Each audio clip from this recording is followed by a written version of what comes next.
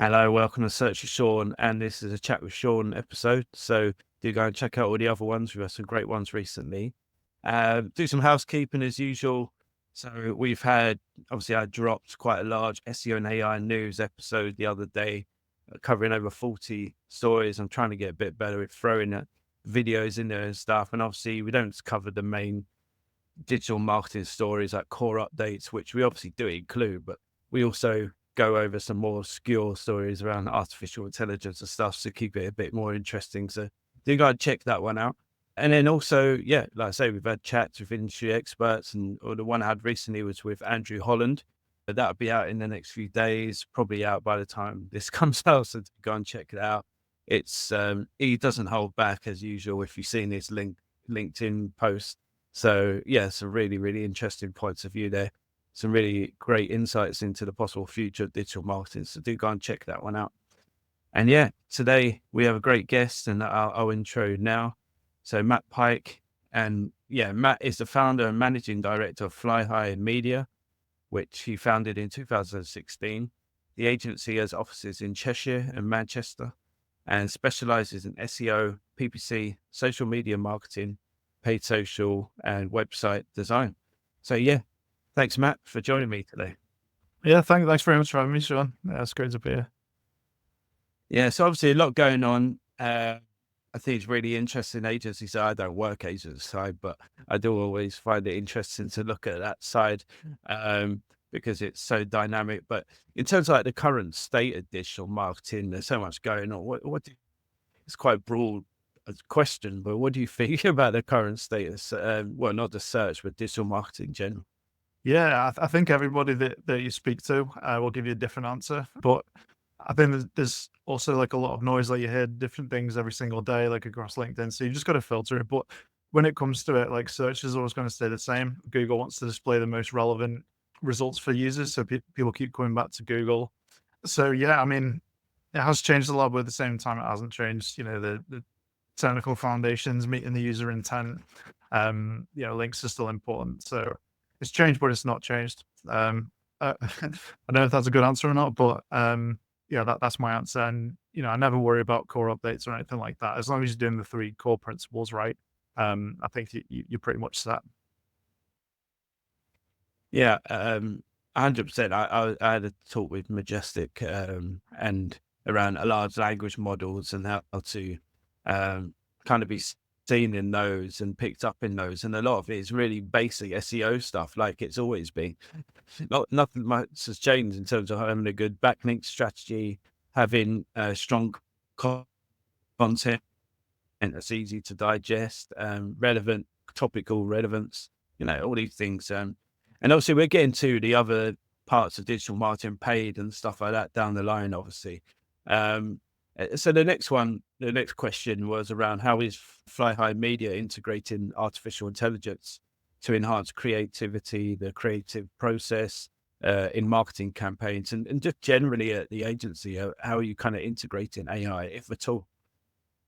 Yeah, sure. I mean, like for me, for one, like I do the sales at the business, so like it helps me understand the business a lot better. So like I'll do the initial call, but then I'll do a deep dive into researching the company's business a little bit more. So it helps me get an idea of the different customer avatars, so that I can talk to them in a way that I understand the pain points a little bit before that. So that's the way that I use it. It kind of scans through the websites. There's a custom GPT that we've got where it kind of scans through and helps speed that up. What would take me like maybe an hour or two, like helps me do it in much less time. So yeah, there's that, and then like the content flow and stuff like that. We get much more time to strategize and be creative, and then AI gives you more options. So you, as a human, you could come up with like one really good set of ideas for a blog, but then if you get AI to sort of expand that for you and give you different options, you might be able to, well, you put your ideas in and then it gives you two or three different variations of it. It really helps you enhance it and adds, humans like up to 80%, but then AI gets you to an additional 20%, and then you get a really good finished piece.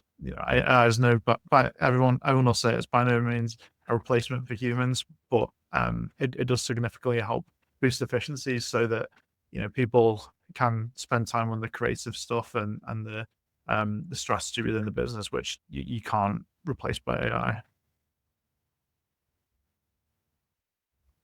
So yeah, as I say, that's the main ways that we're using Yeah. it. Yeah, I mean, just do the creative process, and it helps me understand the customer personas during the sales process. And then when we're for content, when we're researching the audience and trying to find citations for different publications, like the AI gets it from certain places, so it helps us understand different sources, and then those sources of information we can expand on them manually and create a well-rounded piece at the end of it as well. So again, it speeds things up, boosts efficiency, and helps us do more in less time. And then you can automate and really menial tasks, really laborious ones like meta titles, descriptions. You'll agree on this. Like Google just rewrites what it wants anyway. So with the meta titles and descriptions, it's a really low task, but it's still an important one. It's just where you can, you've got to speed it up, and you should do. Yeah, no, I'm just gonna say, like, I totally agree, and I think a lot of people. I was watching an interview with Lily Ray yesterday, and she was saying about, she doesn't deem AI written content as if the human did like 80% of it, and the AI just touched up into the formatting and add in a few more Yeah. interesting things. She doesn't see that as AI written content. Mm. AI written content when literally AI does 80%, and then maybe the human does the Yeah, 20%.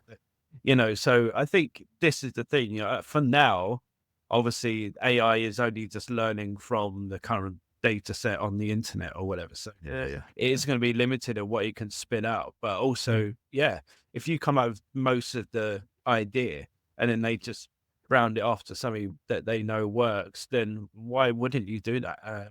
Exactly. Yeah.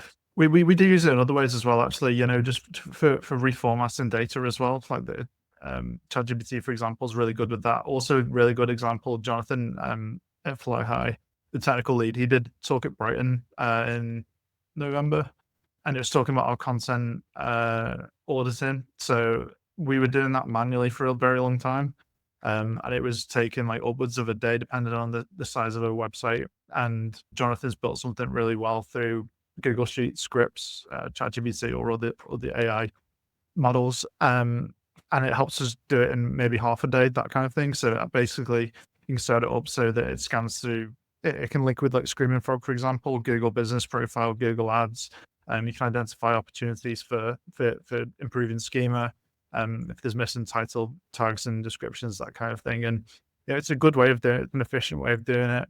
It's a cheap way of doing it as well. Like it's cost effective, and again, it's really quick, and we're able to spend more time doing the heavy lifting on things rather than actually doing it page by page or whatever, which isn't the best use of anyone's time. So the content auditing sped up a lot of things as well to look for new opportunities, like low word count pages and stuff like that.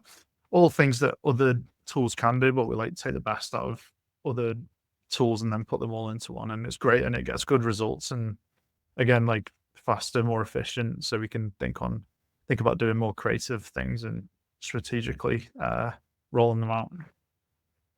Yeah, and obviously the new features like tasks and deep research has probably helped quite a lot as well.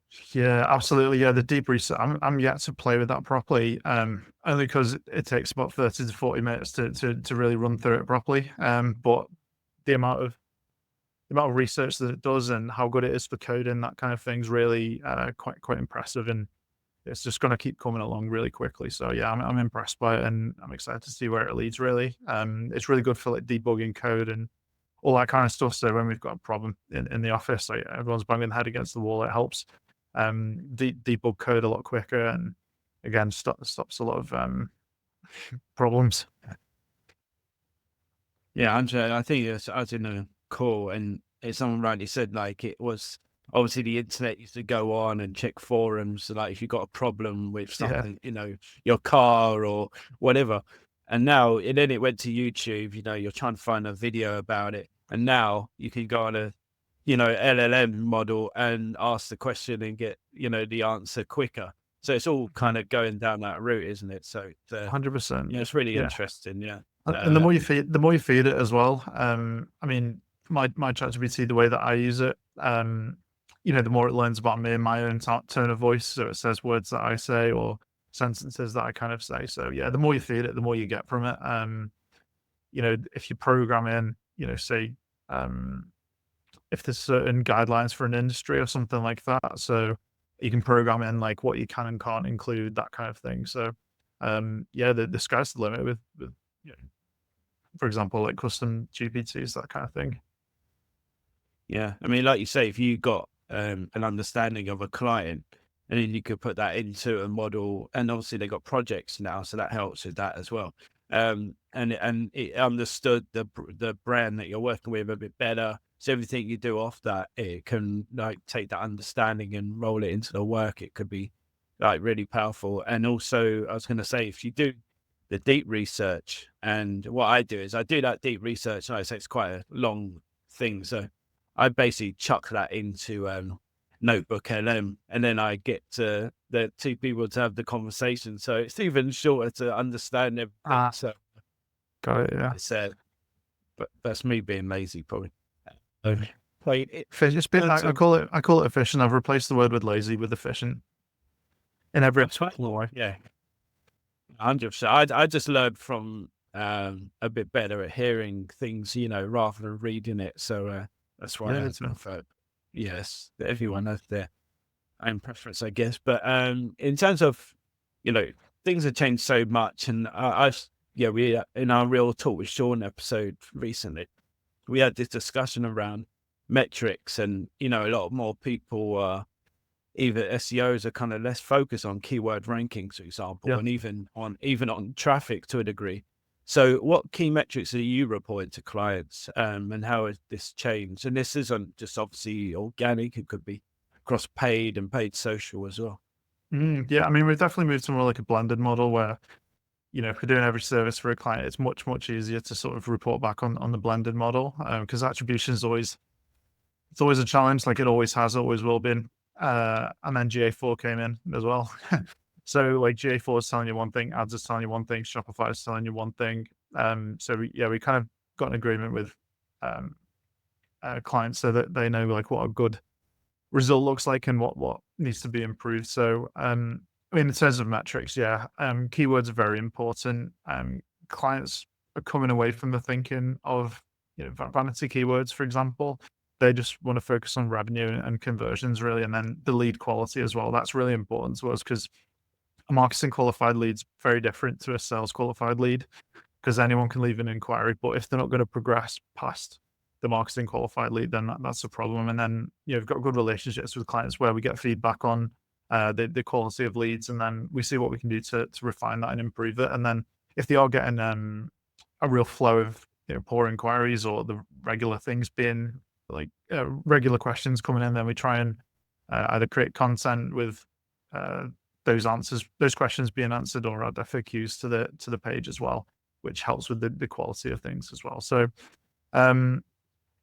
yeah, I mean, lead quality, volume of leads, revenue increase. We look at revenue increase year on year, just because of seasonality and stuff like that. It's a really unfair reflection if you look at Black Friday versus January or December. So, yeah, we factor in seasonality within reporting as well and make it clear, transparent about that. And then we also as well, we do calculations based upon like customer lifetime value as well. So for a client in the medical sector, for example, it was costing them, they do basically breaking even on the first order, or they may even lost a little bit on the first order, but because of the lifetime value of them, the ROI would be 10 to 20 times. So getting clients to understand the customer lifetime journey and how they can improve their the retention on the site as well. That's really important for us, and understand that, and education, because it's our job to do that as well, to educate clients on the best practices, that kind of thing. It might be different or it might be new to them, so that's our role as well. But everyone's becoming more revenue led. Traffic, like it doesn't even really matter if there's a drop in traffic, because it could just be blog pages, for example, and they're not high intent, they're just informational. So category pages and product pages tend to be the more crucial ones. More so category pages, I'd say. And then same goes for monitoring traffic and leads on specific service pages, for example. We're rolling out more like niche landing pages for clients as well, which is super specific, very low traffic, but very high intent. So they're the ones that we really monitor, and then we you know add a tag to them on like SEMrush and things like that, so that we can particularly keep an eye on them and monitor them in Search Console as well, because they're the true revenue generating pages. Yeah, I think that's obviously like is an educational piece, like you say, because there's a recent charity report and it was around although less people are donating, I think this I might have messed up this whole thing, but I think the general message was less people are donating, but the people that are donating more. So when you look at your numbers, like donations might be down and you're like, oh God, Yeah. like Yeah. we need to pick it. But actually the value has gone up or at least stabilized. So it's like, you look at numbers in many ways and like you say with traffic, oh yeah, great, traffic's increased, blah, blah, blah. It Yeah. all looks great. The graph looks good, but actually, like most of that traffic is from India and it's irrelevant pages. So what's the point? So, Yeah. so if you don't serve India, it's like absolutely useless traffic, really. So it's all got to be in context, obviously, like you say. And Yeah. in terms of I know in-house, and obviously I have worked agency. And how do you make sure you get that data from the clients? Because is that always easy or? Yeah, how do you In get terms of like revenue or leads, which do you mean? yeah, just like in terms of the more financial information, the revenue and that kind of thing. Yeah, I mean, we have access to make most of the back ends of stuff. Like clients, again, they're open and transparent like about the CRM systems as well, because they want us to improve them, that kind of thing. We do call tracking as well, which is very useful. For some clients, it's quite eye opening as well. But with the tool that we use Roller Analytics, and then it helps us feed back information to Google, like through the click ID, to help us improve the campaigns, that kind of thing. So yeah, clients, I think they understand that the more that they give us, the more we can help them. So yeah, that's not really a problem. And then we can track the revenue um, through analytics and even the back end of the site. It depends which they go for internally. That's normally the thing that we ask for, like what's their success metric. And with Shopify, and if you look at the discrepancies between Shopify and something um like Google Analytics, then you normally want to see like how much cash they actually get from the site, because um it doesn't factor in like returns and stuff like that, analytics. So like actually getting the raw data is quite important.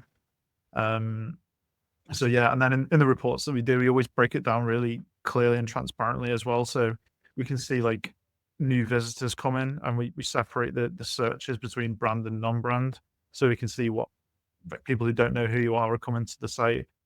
We can see category pages, improvements, product pages, improvements, and everything's separated quite clearly as well. So they've got full visibility. They give us access to everything. So um, you know, it's a relationship. It needs to work both ways, and they're all great at doing it. So yeah, That's good. And yeah, it's really important, isn't it, to know what pages are driving that revenue? Because 100%. Yeah, obviously we can do you more can of it build it. then.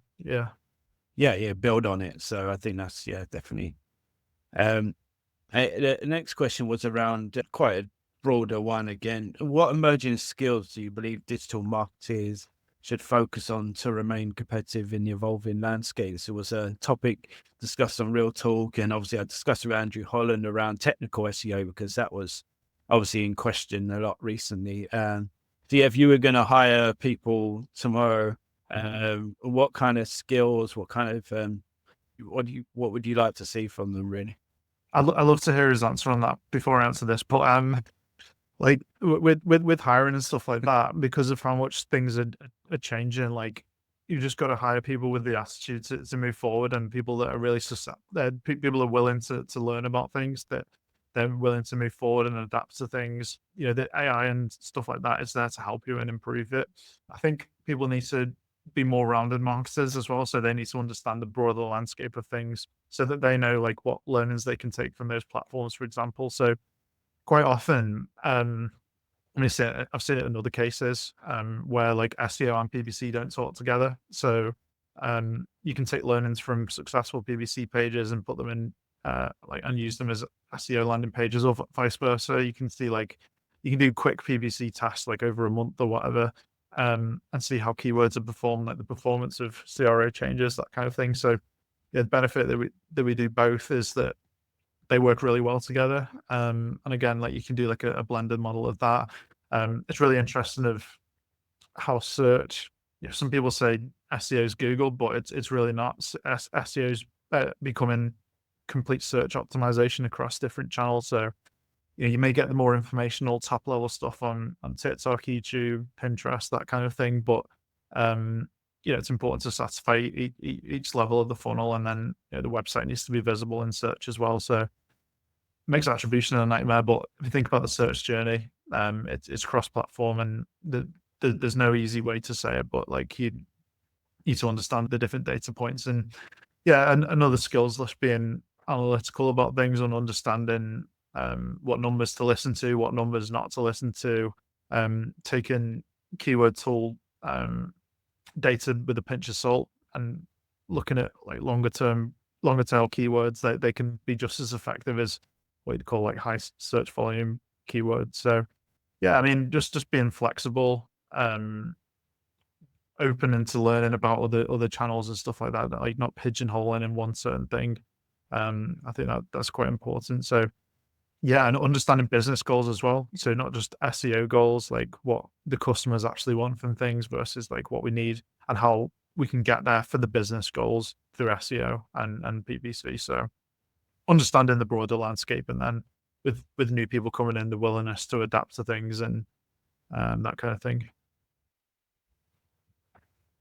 Yeah, no, I agree. And you know, Andrew Holland was basically saying about technical SEO that the traditional ways of traditional SEO is, sorry, technical SEO, is dying in a way. So you know, you should be looking to go more into automation and obviously artificial intelligence, sort of, you know, better at prompting and understanding it, how it works and stuff. So that was kind of the angle he took. And obviously Amazon have said a similar thing recently, where they basically said to all their staff that you know, those sort of engineer jobs are going to be going soon. So you've got to up your skill set in terms of like artificial intelligence and those sort of things, so you can yeah, it'll be more about monitoring them and prompting them and understanding them, than rather than you know, doing it yourself. So yeah, it's interesting, and I agree with you. Obviously, like SEO, there was no university degree in SEO.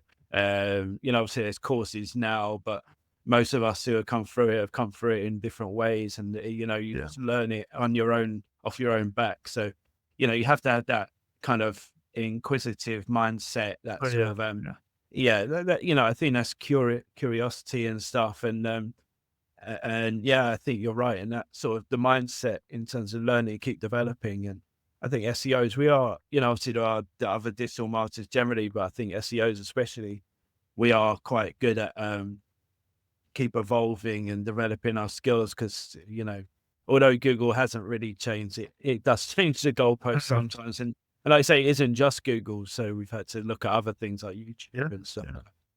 Well, I mean, SEO's died every year since the early 2000s, hasn't it? So, yeah, everything's evolving, and you know, I think we'll see more prompt engineer kind of roles, you know, and you know, AI agents, that kind of thing. So, I always kind of explain it in the way that the farming industry changed when tractors came in, but like farmers aren't obsolete. There may be less of them, but the best ones that have learned how to be more efficient and effective, you know, they're doing really well. So, um, it's about upskilling and just being the best in what you do, and you know, there's a lot more things to be done, and that's where I see the future of it really, being the best in it, and doubling down on it really. Yeah. Yeah, yeah, that's a great example actually. And I think also, you know, what I think people should be doing is actually sometimes forget about, it sounds bad, but forget about your current workload and actually take time out to actually go and learn about these models, you know, because actually take time to actually use them, learn about automation, learn about API feeds and stuff, Yeah, learn these different things, because if you just keep on the continuous path that you're doing your work day in, day out, you're not going to have time to learn and develop because you're just doing the same old stuff. exactly. Um, Yeah. yeah. So I think, Again, like yeah, it comes to the old phrase, like measure twice, cut once. You could spend your time going through the long tasks like all the time, or you could spend that time learning about how to automate those, and then get everything done quicker. So, yeah, efficiency is the word again. yeah, 100%. Um, So yeah, in terms of the next question, so with users, as you mentioned, with users accessing content across various platforms now, how do you approach optimizing for? I use search everywhere, and I've got a shout out to Ashley Liddell because he kind of coined that phrase to ensure brand visibility. Looking at organic strategies, PPC, social remarketing, people bouncing between all these different, channels and things like that to get to then end up converting. So how do you make sure that you're kind of yeah, building a strategy around that, I guess? Yeah, like search visibility is obviously crucial because you do need to be like everywhere, and like a lot of time and effort and energy goes into creating content and producing it. So you see like the long form content, and then you can sort of produce that into articles, break them down into articles, create them into social posts, like clip content on YouTube. YouTube Shorts is really popping off at the moment. YouTube's obviously trying to keep up with TikTok, Instagram Reels. So yeah, having that visibility there is really key. Um, but yeah, as I say, like it just needs to be kind of everywhere. Like the informational search journey usually starts. You probably, if it's B2B, it's probably YouTube. If it's B2C or D2C, then probably TikTok. But having that presence and maximizing the content that you've created across everything is really important. And then every bit of content, it's got to match the intent of the user as well. There's no point in creating content without purpose. It's got to either inform or you know be for commercial reasons. So writing for each stage of the funnel is really important as well. Because every piece of content they put out there has got to have a purpose. Just on that, how do you determine, what best places to be seen for a certain brand? Like, how do you do that sort of analysis process? Yeah, I guess like you'd look at other people's other brands, like what they're doing, like how often they're posting content, what kind of content it is, like the topics that they're covering, do it better, improve it, and that kind of thing, really. So a lot of competitor research, and you can use AI to help you with that. So you can like for content creation ideas and stuff, you can put in to ChatGPT to help you come up with ideas, and then you'd improve them. It just sort of gives you a starting point with things, really. So if you've got a competitor with a certain topic in mind, you don't want to exactly copy it, but you want to get like a similar outcome from it. So you need to think of how you can put your own spin on that, and add your thoughts and your ideas onto it, because you can't replace that. No one can replace your own thoughts and ideas on that. So again, AI can help in that way too. Have you had any sort of done for a spot? Have you had any recent kind of examples that you could give us in terms of like campaigns that you've managed to reach people on different platforms and formats to kind of build that success? Or Yeah, I mean, like for us, for example, we've been running like a lead magnet for Fly High. So like we've been using it's one of our SEO and PPC. So we were running paid ads for it. We were running like organic posts. We're doing a big push on that. So we've been building up the mailing list. We do a lot of we're ranking for a ton of keywords on Google. So we're doing remarketing for it, and then we get leads that way. So that's been really helping. So again, we've just been everywhere. Um, for me, I know that if we're investing a certain amount and we're getting X amount of results, I kind of look at it blended. But we've done that content once, so like, why not just kind of like repeat it and go around? And yeah, it's generating leads, it's generating good quality leads. And then once people are on your mailing list and that kind of thing, it's free advertising for life, really, isn't it? So again, maximizing the content, adding value to it. Um, so yeah, it's about like repeating that as much as possible. Yeah, and just on that topic, kind of off, but it's related. Where Lily Ray was saying how people's we talk about EAT, and Yep. people are like, oh, I'm not an expert, or I haven't got this content, I'm about to shoot a video. But like, if you've done a talk or something, or interview or whatever, just stick that on, for example. That is reusing content, and you have got that material. You haven't got to shoot a brand new video. So that's just an example that came to our mind, because I thought that was a good point from Lily. Yeah, um, absolutely right. Yeah.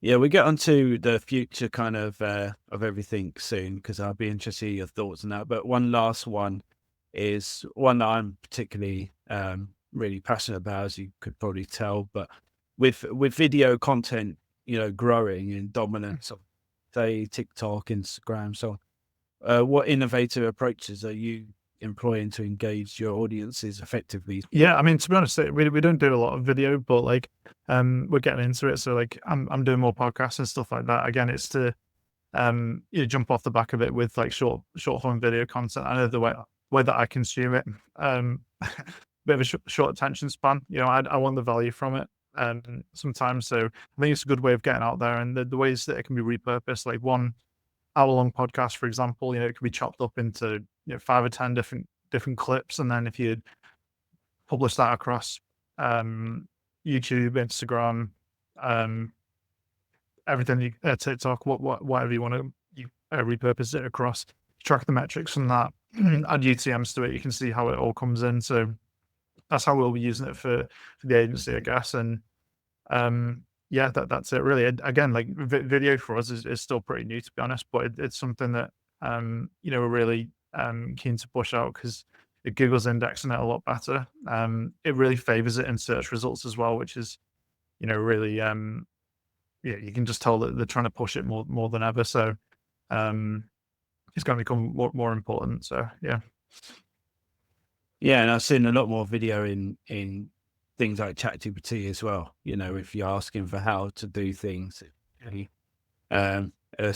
video along with it. So yeah, it's not going anywhere for sure. I Yeah. think websites in future. This is just obviously I have no proof of this, but I do think websites in future will be just literally vehicles of information and data, and that would just be then used by artificial intelligence in different ways, and also, video content. Yeah. I think websites will eventually become quite obsolete in terms of being what they used to be, in terms of people going on and doing the exploring and stuff, because I think, yeah. But The, yeah, it the, was the, more- interesting, the- yeah, I mean, the more trust signals, aren't they? I think they definitely help with the EEAT as well, because conversations like this and stuff like that, you can't really make it up over AI. It's different people's takes and opinions on it. And again, yeah, it helps with the EEAT and the overall trust and credibility of your brand, and like how much people understand about you, and that helps people make informed decisions, and helps with the user journey as well. Really, it helps them um, yeah, take further action if they trust you really. And obviously you get the Google benefits too. Yeah, I'm talking way in the future. I'm not talking any day soon, but I always think in 10 years or something in the future. So, but things are moving rapidly. But yeah, of Yeah, course, yeah, websites yeah. still play such a big part of the journey, and especially in big decisions. You might just buy something of Google Shopping if it's not got much importance to you. But obviously, if you are buying something quite important to you, then you probably want to go and explore websites and so on and so forth. So, I mean, I still Yeah. do. If I'm looking at restaurants, I still go and click on their website and stuff to check out stuff. So, yeah, I'm not saying Yeah. any days.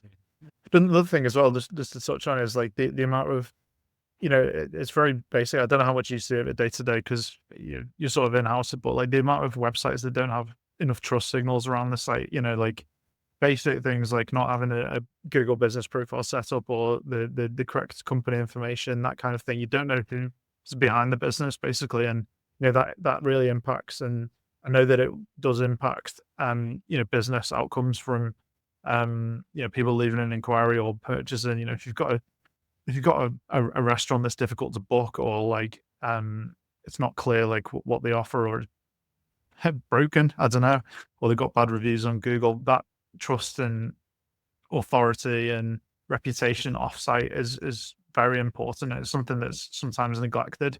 So when you audit a website, you're kind of auditing their overall organic presence as well. So yeah, there's so many sites to look at and think that's a very quick fix. It could be done, within a day. So yeah, trust and credibility is what the web's about now, I guess, and that's something that AI can't sort of fake, or like it can't drag it out. You have to really focus about the user journey, especially in local as well. So yeah. Yeah, 100%. I agree. I think, you know, like you say, that's definitely true. And people do miss that a lot. I think either they think people don't want to know about that, I'm only just such and such who cares about that, or they think that they have put it on the site, but it's very, it's not out, it's not really visible that much, and it could be a lot more visible in terms of like their accreditations or something. So Yeah. Yeah. yeah, and search engines are obviously very much still, taking that into account. Obviously, Yeah. extremely, and also large language models, like the authority is Yeah. also a big thing in terms of that. So yeah, still very important. So in terms of like the future, what does the future of kind of agencies look like, in your mind, and also the future of digital marketing? I'm sure you just spoke about it a bit, but in terms of like, do you see much changing, especially across when you're doing, the sort of, looking at all the channels combined in terms of that sort of strategy? Do you see much changing, or do you think things are going to continue the way it is for a while? Yeah, I think like I said before, the client's needs will always stay the same. They want more revenue leads. They'll want that. I think search engines somewhat they'll still be the same. Like I mentioned at the very start. Agencies like might find it a little bit different to difficult to stand out, which is why like the human interaction and the client services is so important. So you know the the results, like agencies may be able to get similar results to each other, but if they don't have that human touch, if they don't have that regular client communication, if they don't have that analysis of data, then they're going to really struggle. And then AI and stuff like that's not going to be able to explain it in context to a client specifically. So having really solid people in communications that understand SEO, PPC, every channel, that's really what's going to set clients apart, agencies apart from others. So yeah, that's where I see the future. Like agencies becoming like consultants and building strategies that kind of way. So that's the way I see it evolving. Really, the strategy is crucial. The communications is crucial. So yeah, that's the kind of the way that I see it. There may be more like niche agencies coming. But I mean, from our point of view, we're not going to be niching down. Like we've got clients in certain areas, um, but it's never too good to put all your eggs in one basket. We can take learnings from different industries. If we can see something coming in one industry, we make sure that we're ahead of it with others. If there's an algorithm that's impacting one industry more than another, we can sort of take learnings from it and see if anything's coming in the future. So, yeah, the main thing is to I believe that we stand out because of the way that we deal with clients, keeping them in contact regularly, providing them the best solutions, keeping in touch with them. And that's something that really stands out for us, I think. And yeah, if agencies want to survive, I think that's really something that they want to be done to, because clients want things done as quickly as possible and to the best possible as well. So that's where I see agencies going. And in terms of just digital in general, it's all about the organic presence, organic search presence. So all across the different platforms, repurposing content. I think you see a lot more of that. So yeah, but I guess that's what I see as the future. It's same but different. I guess, like I said at the beginning. Yeah, that makes sense. And I think you're right with the agency side. I think, yeah, that human touch is going to be important. And obviously, businesses these days, because the economy is not going to get any easier in the foreseeable future. So they're focused, number one, on just running the best service they can to stand out and Absolutely, yeah. survive. and make sure they're producing the best product they can to survive. And then it's down to you, I guess, to build those strategies and to drive that revenue in from online sources and build that brand presence, that awareness, that, share a search and stuff. So yeah, I think that's definitely the right attitude there. Yeah. Yeah, Yeah, and no, I normally say about like to clients when I kind of explain it, and I explain it at the beginning, and you set expectations, and you're building like what you'd call like a digital asset. So your business online your business offline may be successful, maybe established, but online you need that digital presence to be the exact same, and you need that solid foundation. You could be doing offline activities, but that doesn't mean a lot when the whole of the world could potentially access your products and services. So you need to really focus on building a digital asset to the internet and to the users as well, to generate the best results long term, not just for a year. I try and tell clients they need to be thinking, if they want to be in business in 5 or 10 years, if they plan to keep the business running, then they need to be thinking about the here and now, and thinking like where it's going, and work with an agency that's going to work with them towards the goal. So building that digital asset is really important. That's what I call it anyway. That's what I refer to it as. yeah, no, it's great. And yeah, I think obviously I've seen businesses who do a lot of like outdoor advertising, and Yeah. then they presume then that it'll be they have an online presence because they've spent a lot on outdoor activity, and it doesn't quite work there. Obviously, we have a decent online presence, and then you back it up with outdoor activity. It can definitely help drive additional traffic and awareness to the site, but you need obviously that initial awareness first. Yeah, just thank Matt for your time. Thanks so much for joining me. It's been really interesting chat. So yeah, cheers for that. Yeah, thanks very much for having me, Sean. It's been great to be here, and been great to be alongside some great guests as well. I've seen some of your videos, and yeah, I'm really pleased to be here. So thanks for having me. Cheers. Thank you.